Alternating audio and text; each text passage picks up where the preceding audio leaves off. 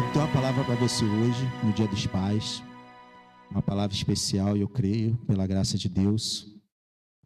Eu peço que você abra a tua Bíblia, por favor, no Evangelho de Lucas, Lucas capítulo 8, estarei fazendo a exposição do versículo 40 ao versículo 42, e depois do versículo 49 ao versículo 56. Diz assim a Sagrada Escritura: Quando Jesus voltou, a multidão o recebeu com alegria, porque todos estavam esperando. Eis que veio um homem chamado Jairo, que era chefe da sinagoga, e, prostrando-se aos pés de Jesus, suplicou-lhe que fosse até a sua casa, pois tinha uma filha única de uns 12 anos que estava morrendo. Versículo 49 agora. Enquanto Jesus ainda falava, veio uma pessoa da casa do chefe da sinagoga, dizendo: a sua filha já morreu, não incomode mais o mestre. Mas Jesus, ouvindo isto, lhe disse: não tenha medo, apenas creia e ela será salva. Tendo chegado à casa, Jesus não permitiu que ninguém entrasse com ele, a não ser Pedro, João e Tiago, além do pai e da mãe da menina. E todos choravam e pranteavam. Mas Jesus disse: não chorem, ela não está morta, mas dorme. E riam-se dele, porque sabiam que ela estava morta. Mas Jesus, tomando-a pela mão, disse em voz alta: menina, levanta-se. Voltou-lhe o espírito. Ela imediatamente se levantou. E Jesus mandou que lhe dessem de comer. Seus pais ficaram maravilhados, mas ele lhes advertiu que a ninguém contassem o que havia acontecido. Feche seus olhos, vamos orar. Em alguns momentos, inevitavelmente, nós encaramos desafios que são duríssimos. Desafios que podem nos desestabilizar, que podem abalar as nossas estruturas. Isso faz parte da vida. A vida não é só flores, a vida não é só alegria, a vida não é só festa. A vida também tem luta, a vida tem peleja, a vida tem dificuldades a serem encaradas. E para um pai, a maior dificuldade, o maior objeto de desestabilização é quando a sua família é afetada. Quando a sua esposa, acontece algo com a sua esposa, acontece algo com seus filhos, acontece algo com um ente querido, alguma coisa na saúde, alguma coisa na finança, alguma coisa nos relacionamentos. Nós que somos pais, nós ficamos preocupados com isso. Quando as nossas crianças ficam doentes, a gente não consegue dormir direito. Então, para um pai, não existe nada mais doloroso, nada mais desestabilizador do que a sua família sendo atacada, a sua família passando por dificuldade e por necessidade. Nós vemos aqui um pai em desespero, um homem desesperado, um homem extremamente angustiado, que temia pela morte da sua filha, que tinha certeza que a sua filha ia morrer.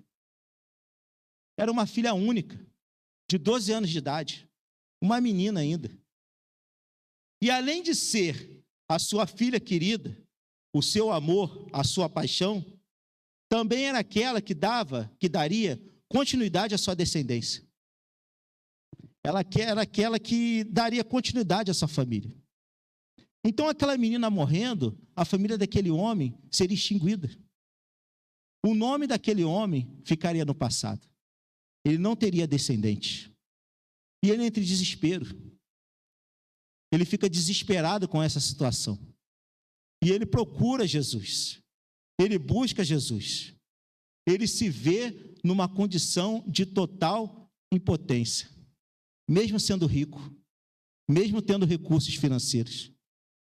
Ele se vê na impossibilidade de poder, por ele mesmo, agir para que aquela criança fosse curada. E na nossa vida, nós enfrentamos desafios parecidos. Porque a gente aprende com esse texto a gente aprende com essa narrativa, com este episódio, que mesmo passando por situações ou por coisas que se demonstram ou demonstram-se irreversíveis, mesmo que a gente viva um momento na nossa vida, na nossa existência, na nossa família, na nossa casa, que a gente acha que não tem como reverter, que não tem como mudar, que não tem como acontecer algo diferente, eu tenho uma palavra para você nesta noite. Onde Jesus atua, esperanças são renovadas e vidas restauradas. Às vezes, alguém pode estar passando por uma situação que você considera até mesmo irreversível. Pode estar passando por uma situação como esse pai estava passando. Uma situação que sua filha estava beirando a morte. Mas ele teve um encontro com Jesus e teve a vida da sua filha restaurada por Jesus. A minha expectativa, o meu desejo com esta verdade, é que possamos obter pela palavra de Deus a força necessária para resistirmos, mesmo passando por situações desesperadoras. A gente tem ensinamento aqui, a gente tem aprendizagem no Dia dos Pais, na história desse pai. Na história desse pai, Jesus, pela graça e pela misericórdia de Deus, eu creio nisso. Eu creio de todo o meu coração que Jesus, pela sua graça e pela sua misericórdia, quer nos ensinar nesta noite. Com a história desse pai, ele quer falar ao nosso coração. Ele quer trazer alívio para a nossa alma. Ele quer trazer resposta para algumas coisas que a gente está procurando, ou que nós estamos procurando. Porque a gente vê aqui na postura desse pai ensinamentos que nós possamos aplicar à nossa vida. Porque a gente viu, a gente percebe aqui no texto, em primeiro lugar, que para que este homem fosse abençoado por Deus, ele precisou ter humildade. Ele precisou ser humilde. Versículo 40. Quando Jesus voltou, a multidão o recebeu com alegria, porque todos estavam esperando. Então ele volta para a sua terra natal, ou melhor dizendo, para a sua residência, que era Cafarnaum. Ele estava do outro lado do mar da Galileia, ele está retornando agora para Cafarnaum, que era a cidade onde Jesus vivia em Israel. Jesus não vivia nem em Belém, onde ele tinha nascido, nem na capital, nem em Nazaré. Ele vivia em Cafarnaum. Então ele está retornando para a sua residência e logo a multidão vem ao encontro de Jesus. É importante a gente contextualizar que Jesus foi expulso de onde ele estava. Ele havia curado um homem endemoniado e as pessoas pediram para ele se retirar daquele lugar. Pediram para ele ir embora. As pessoas ficaram tão atemorizadas com aquela situação que pediram para Jesus se retirar. Aí Jesus pega o barco, atravessa, vem para Cafarnaum, ele é recebido alegremente pela multidão. E ao ser recebido pela multidão, ele é surpreendido por Jairo. Versículo 41. Eis que veio um homem chamado Jairo, que era chefe da sinagoga. Pensa na pessoa mais importante da tua cidade. A pessoa mais importante que você conhece em Queimados. O chefe civil e o chefe do judiciário. Este era Jairo. Ele era o presidente do conselho dos anciãos da sinagoga de Cafarnaum. Ele era um homem muito importante naquela comunidade. Ele era responsável pela ordem do culto na sinagoga. Ele escolhia os pregadores.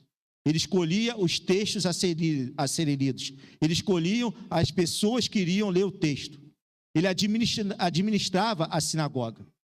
Ele era um homem que, quando havia julgamento em relação à religião, ele era o presidente do tribunal. Ele se assentava para poder julgar. Uma pessoa extremamente importante, uma pessoa muito influente na sua comunidade e, consequentemente, também possuidora de recursos financeiros.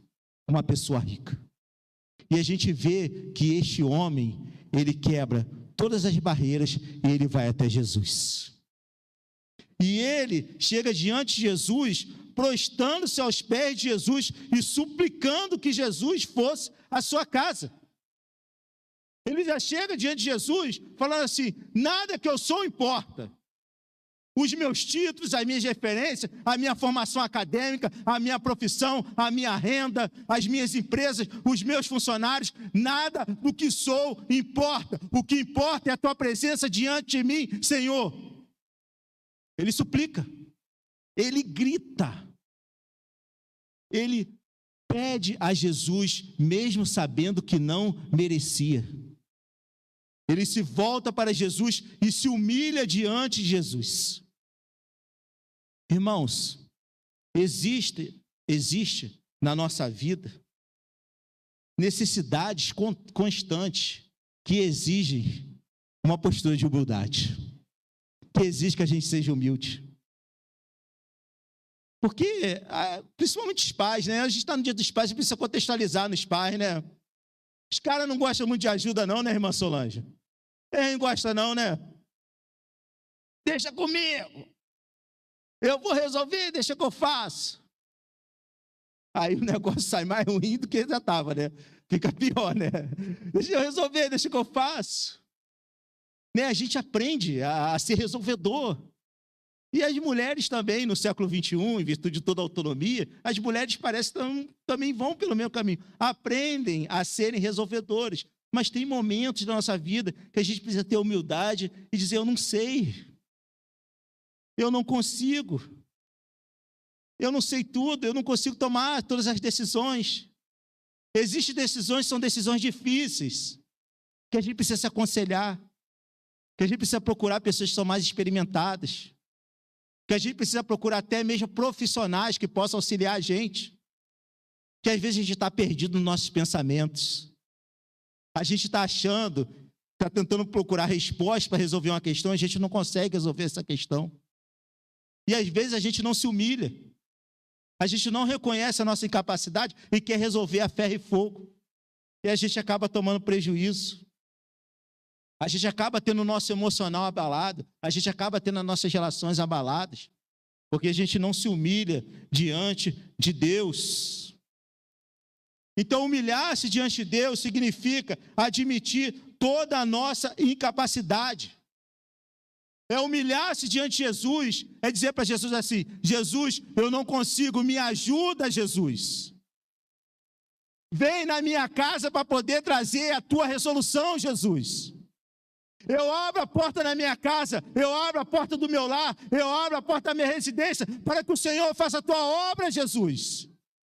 Seja bem-vindo na minha casa, Jesus. Eu suplico a ti, Jesus.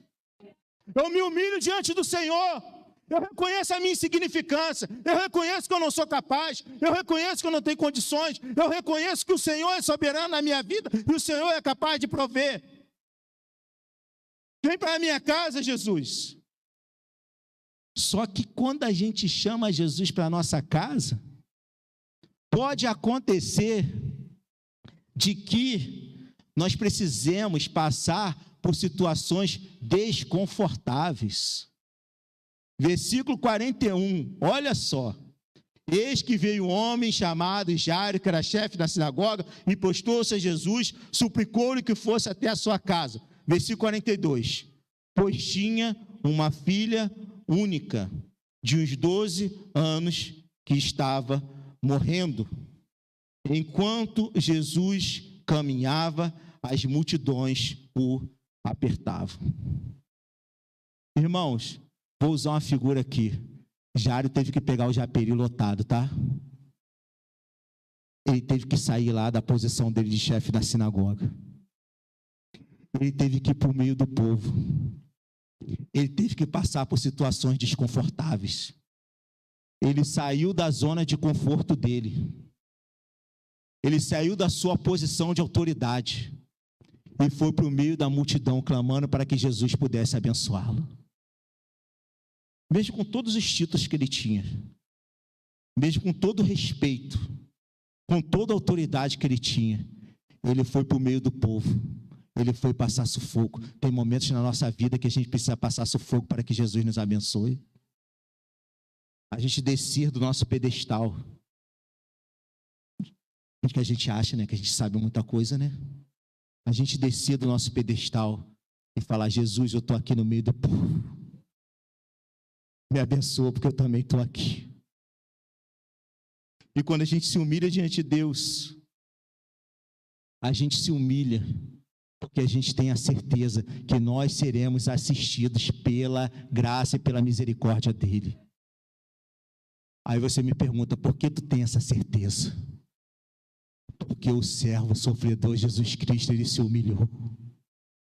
Jesus Cristo, ele se humilhou na cruz, possibilitando as condições para que pudéssemos nos humilhar diante dele e assim sermos curados. Ele é o nosso exemplo de humilhação.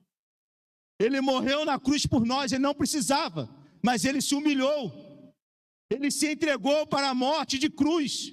Ele se entregou para a infâmia.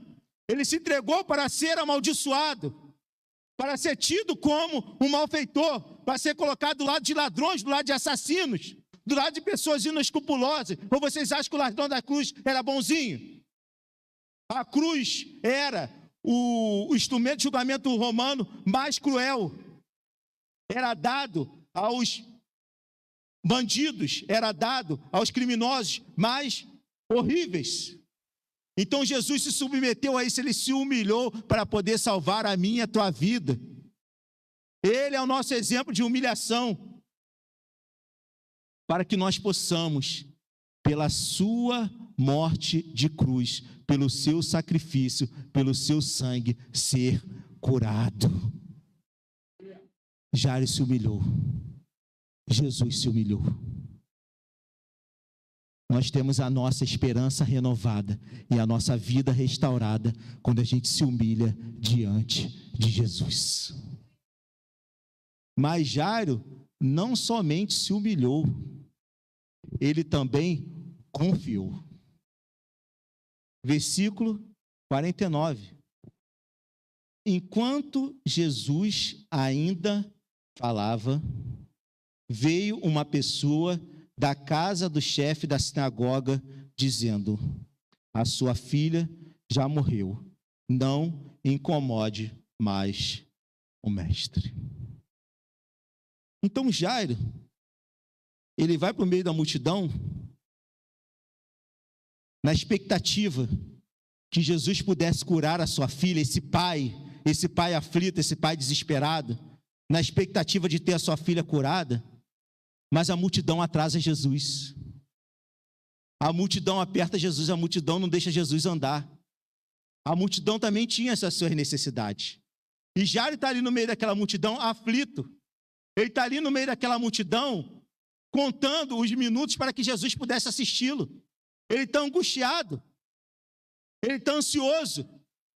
Ele está esperando que Jesus o abençoe. E no meio daquela multidão, no meio daquele trajeto, Jesus vai e ainda cura uma mulher.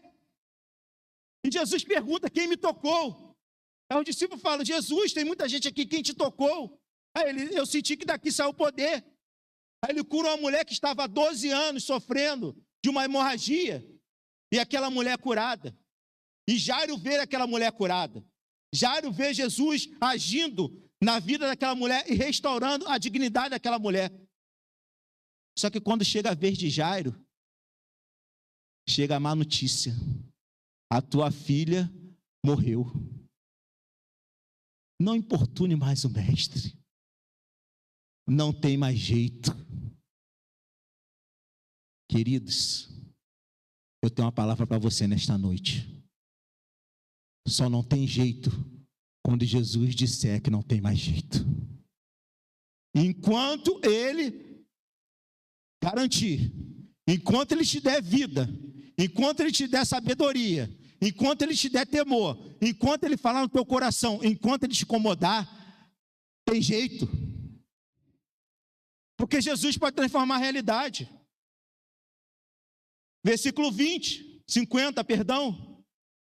Mas Jesus, ouvindo isto, lhe disse: não tenha medo, apenas creia e ela será salva. Jesus, a vida de Jesus devia ser uma vida, em muitos momentos, angustiante. Porque Jesus olhava para as pessoas e lia a mente das pessoas. Ele sabia exatamente o pensamento das pessoas que estavam diante dele. Isso era aterrorizador, tanto para ele quanto para as pessoas. Porque imagina a seguinte situação: você está diante de alguém que a pessoa está lendo a tua mente, está sabendo exatamente o que tu está pensando. É aterrorizador. Então Jesus olha para Jairo e vê Jairo com medo. Ele faz a leitura de Jairo e vê: esse cara está com medo. Esse cara está desesperado, a filha dele morreu. E a gente precisa de confiança na nossa vida. A gente precisa de confiança para enfrentar os cenários de desgraça e descrença. A gente precisa confiar quando o medo nos paralisa e atemoriza. Quando você estiver com medo, quando você estiver paralisado, quando você não souber o que fazer, quando você achar que está perdido, a palavra que eu tenho para você nesta noite é: não tenha medo, apenas creia e ela será salva. Não tenha medo, apenas creia e Jesus vai agir na tua vida. Não temas. O nosso Jesus jamais perdeu uma batalha. Ele é o cavaleiro que virá no cavalo branco para poder julgar e para poder vencer. Irmãos, na cruz não foi garantido a possibilidade de salvação. Ouça bem. Na cruz não existe possibilidade, na cruz existe realidade. Ele não tornou possível a salvação, ele salvou. Ele não jogou no campo da especulação, no campo da possibilidade, jogou no campo da certeza. Ele foi lá e fez, está consumado, está realizado. Então, quando Jesus, ele chama a gente para confiar, pode confiar que ele estará com você no momento mais tenebroso da tua vida, para poder te abençoar, para poder te guardar e para poder te preservar. Confiança quando os recursos materiais não são capazes de prover. Versículo 51. Tendo chegado a casa, Jesus não permitiu que ninguém entrasse com ele, a não ser Pedro, João e Tiago, além do pai e da mãe da menina. Esse cara tinha muito dinheiro. Esse cara tinha muita influência. Esse cara tinha muito poder.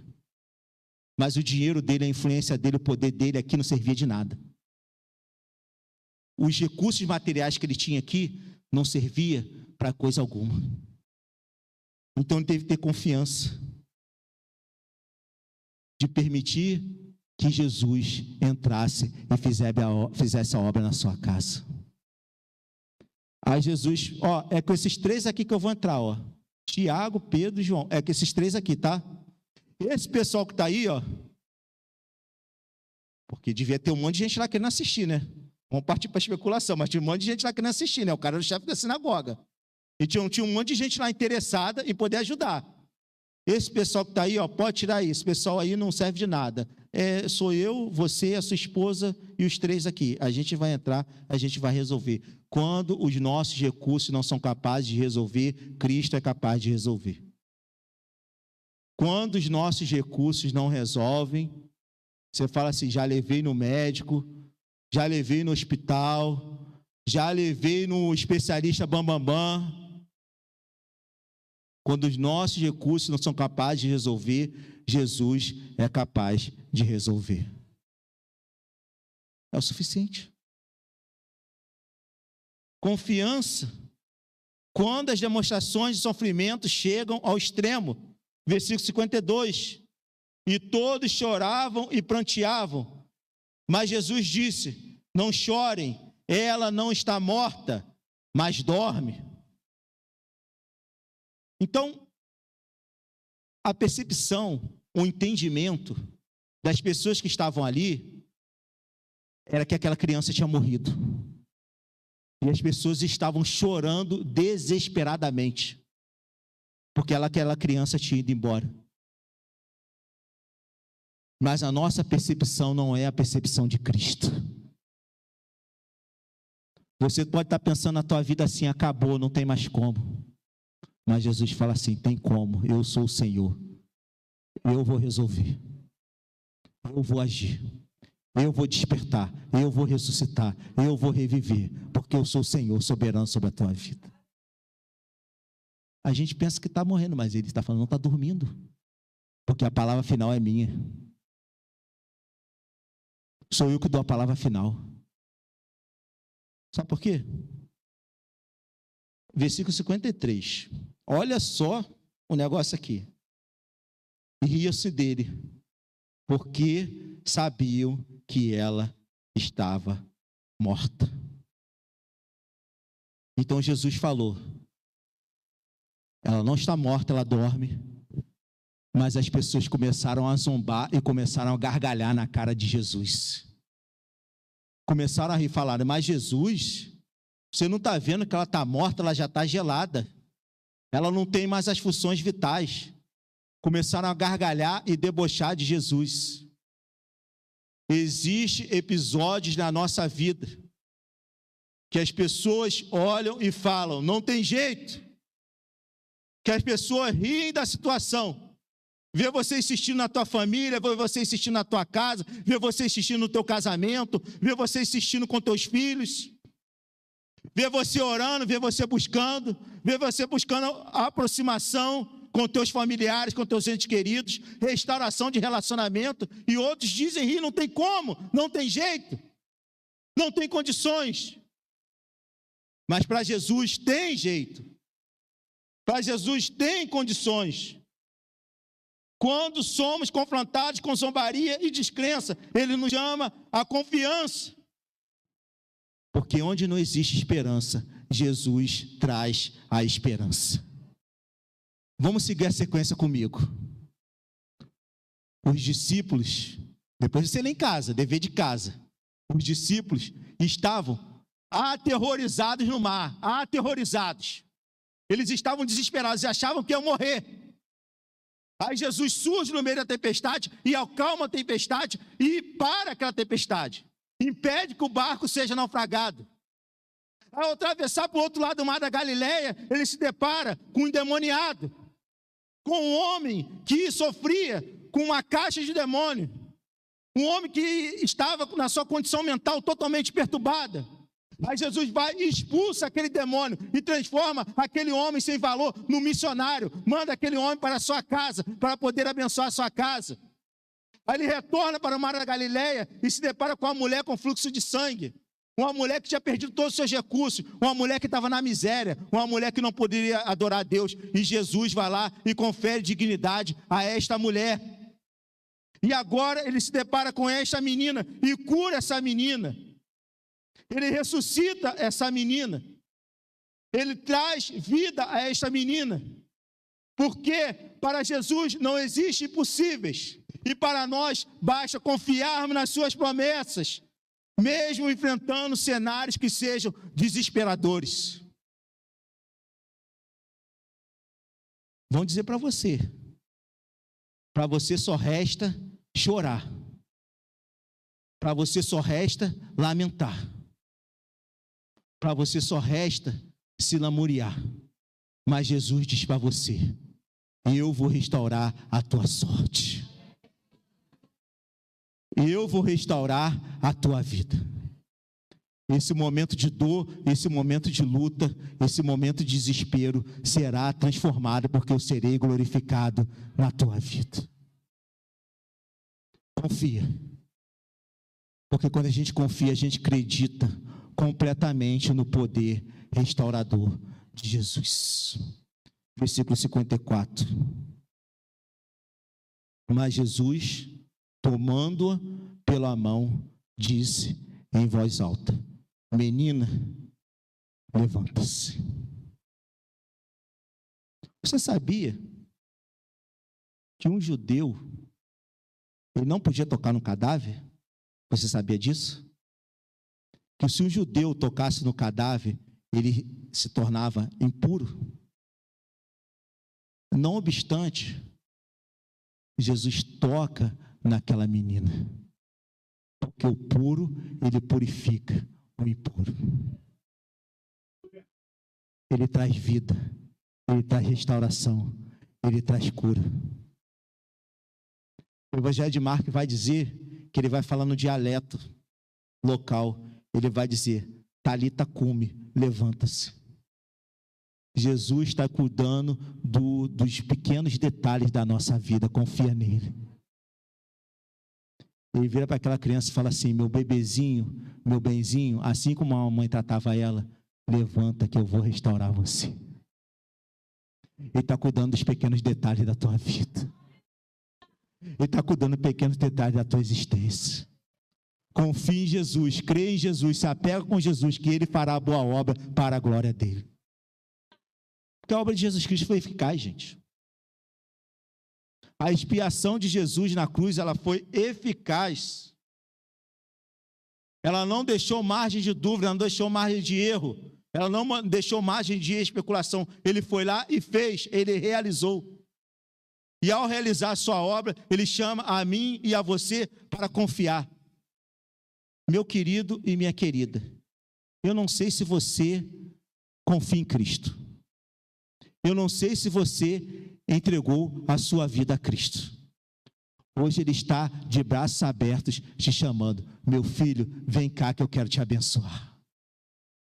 Vem cá que eu quero restaurar a tua vida, confia em mim. Confia em mim que eu vou te restaurar. Confia em mim que eu vou mudar a tua sorte. Confia em mim que eu vou transformar a tua realidade. Confia em mim que eu vou renovar a tua esperança. Esse homem não tinha esperança. A mulher de fluxo de sangue não tinha esperança. Mas Jesus renovou as suas esperanças. Jesus é especialista em renovar as esperanças. E quando Ele renova, quando Ele transforma, quando Ele modifica, Ele renova de forma completa, de forma plena, de forma totalmente absoluta. Porque Ele não renova e não transforma para poder matar, mas Ele renova e transforma para poder florescer. Versículo 55. Voltou-lhe o espírito. Ela imediatamente se levantou. E Jesus mandou que lhe desse de comer. Em terceiro lugar, esperanças são renovadas e vidas são totalmente restabelecidas, porque Jesus, Ele traz provisão para a minha e para a tua vida. Eu chego para o pai assim, fala assim: ó, está curada, agora dá de comer. Está curada, agora dá provisão. Agora alimenta. Agora ameniza a fome. Agora cuida. Agora traz nutrição. Porque tem momento na nossa vida, Jesus vai lá e faz a obra e fala assim: meu querido, minha querida, agora é com você. Agora é com você. Deixa esse negócio bem nutrido aí, deixa esse negócio bem forte para não ficar doente de novo, mas para poder crescer e poder render bênçãos e graças para a glória de Deus. Porque tem momentos na nossa vida que a gente precisa prover. A gente precisa ter cuidado com a nossa família. Que os pais possam cuidar da sua família, porque Deus vai lá e faz a obra. Deus vai lá e transforma. Deus vai lá e coloca na posição. Mas ao colocar na posição, Ele se preocupa de uma maneira tão extensa, de uma maneira tão completa, que Ele fala assim: ó, ela está curada, mas ela precisa comer. Deus está chamando a mim e a ti para relacionamento com Ele, mas Ele está dizendo para a gente também: você precisa comer. A gente precisa comer, a gente precisa se alimentar. A gente precisa procurar estabilidade emocional. A gente precisa ter os nossos relacionamentos qualificados. A gente precisa ter a nossa saúde espiritual qualificada. A gente precisa se alimentar do que realmente provê sustento e firmeza. Porque Jesus, Ele está nos chamando Ele está nos conduzindo para fazer a boa obra na nossa vida. Mas Ele está nos chamando também para a gente nos alimentar do melhor que Ele tem para oferecer a nós. E alimentar do melhor que Ele tem a oferecer a nós também requer cuidado. Ele vai falar aqui no versículo 56. Seus pais ficaram maravilhados, mas Ele lhes advertiu que a ninguém contassem o que havia acontecido. Ele fala assim, confie em mim, eu vou fazer a obra na tua vida, mas tenha cuidado, tenha precaução. Não expõe essa garota não, no caso aqui, não expõe essa garota não, porque vai chegar um monte de judeu chato aqui, um monte de gente que me odeia, e vai atazanar você e vai trazer prejuízo para você. Não expõe ela não. Não expõe a tua vida desnecessariamente nas redes sociais não. Não expõe não. Tenha cuidado. Não expõe a tua família desnecessariamente não. Tenha cuidado. Tenha cuidado porque Jesus, Ele está pronto para poder fazer a obra na tua vida. Tenha precaução. Pai, tenha precaução. Tenha precaução com seus filhos. Tenha precaução que seus filhos andam vendo na internet aí.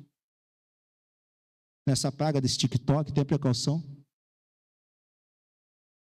É muito sério. Faz parte da provisão que Deus nos dá a responsabilidade de poder alimentar a nossa alma para que Ele seja glorificado no nosso meio. Então, a palavra para você, pai.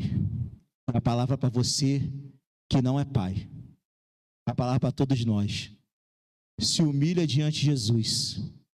Confie em Jesus, que Ele fará a boa obra na tua vida e te dará a provisão necessária para você crescer e para você poder amadurecer para a glória dEle. Feche seus olhos e vamos orar em nome de Jesus.